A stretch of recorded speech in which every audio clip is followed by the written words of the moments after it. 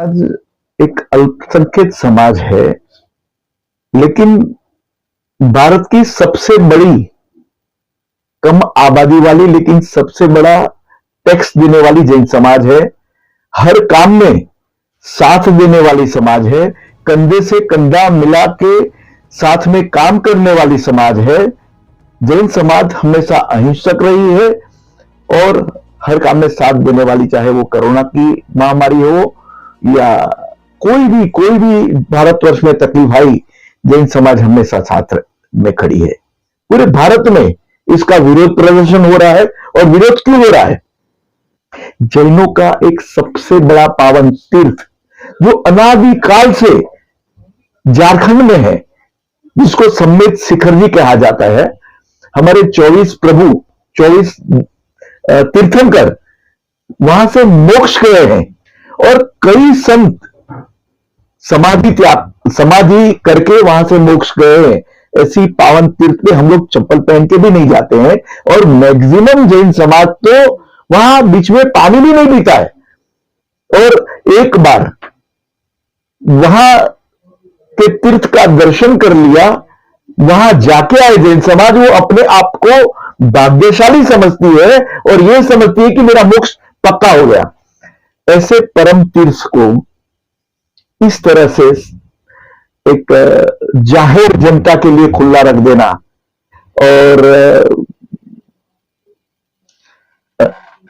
पर्यटन स्थल घोषित कर देना, क्षमा करें, उसको पर्यटन स्थल घोषित कर देना, आपको क्या लगता है ये जैन समाज की भावना के साथ बहुत बड़ा दुर्व्यवहार नहीं है? भाई, जैन समाज की ये भावना के साथ आप बहुत बड़ा ठोस पहुंचा रहे हो। इस तीर्थ में जब पर्यटन स्थल घोषित होगा तो लोग चप्पल पहन के जाएंगे, तब तक ठीक है।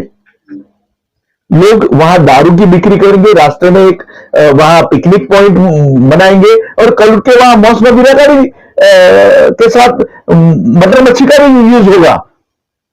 तो जैन समाज कहां जाएगा? मुगलों का राज आया, अंग्रेजों का राज आया, उसके पहले कई राजा रजवाड़े हो गए जिसने इस तीर्थ क्षेत्र पे कभी अपनी नजर नहीं डाली। आज ये सरकार क्या करने जा रही है? क्या ये नरेंद्र मोदी साहब तक बात नहीं पहुंचती है? मैं खुद नरेंद्र मोदी जी का प्रखर अनुयायी रहा हूं, मेरे स्वाभिमान है वो, उन्होंने इतने धर्म कार्य किए हैं। तो ये जैन समाज की बात को उनके ध्यान में क्यों नहीं आ रही है? एक बहुत बड़ी सरप्राइज है। और यदि ध्यान में नहीं आएगी तो जैन समाज अब तो रोड पे उतरी है, माला गिनती है, अब भाला लेगी। और मैं आपको बता देता हूं, बहुत जल्द हम लोग एक बहुत बड़ी जन मेदनी करेंगे।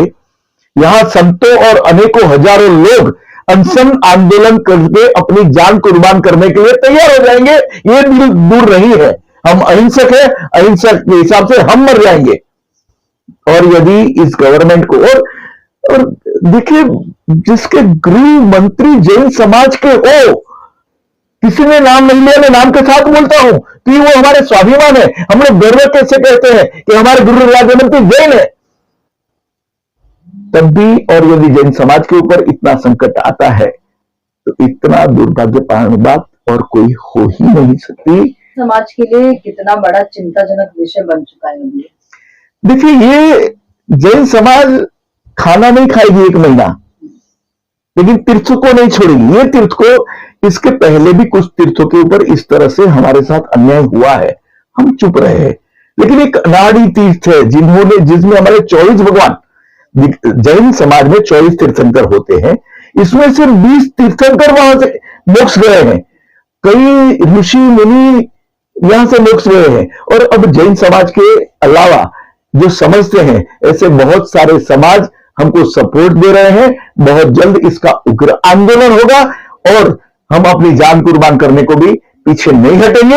ये मेरा मात्र बात नहीं है, ये मैं कोई ऐसे ही बात नहीं कर रहा हूं, ये हकीकत होगी और उसका जवाब पूरे वर्ल्ड को, भारतवर्ष को देना पड़ेगा। 4 तारीख को मेट्रो से आजाद मैदान तक एक बहुत बड़ी रैली आचार्य प्रणाम सागर महाराज जी के सानिध्य में और बहुत सारे धर्मगुरुओं माता जी के सानिध्य में निकल रही है। देखिए आगे आगे होता है क्या। अच्छा, इस प्रदर्शन में किन किन गुरुओं का आगमन होने वाला है? देखिए ये रैली मेन आचार्य प्रणाम सागर महाराज श्री के सानिध्य में होगी। आचार्य गिरिनाथ सागर जी महाराज जी होंगे और बहुत सारी आरिका माता वगैरह इसमें हाजिर रहेंगे और हजारों की संख्या में जैन समाज के लोग हाजिर होंगे। यहाँ कोई प्रमुख नहीं है, सब अपने स्वाभिमान की धर्म की लड़ाई लड़ने के लिए आए।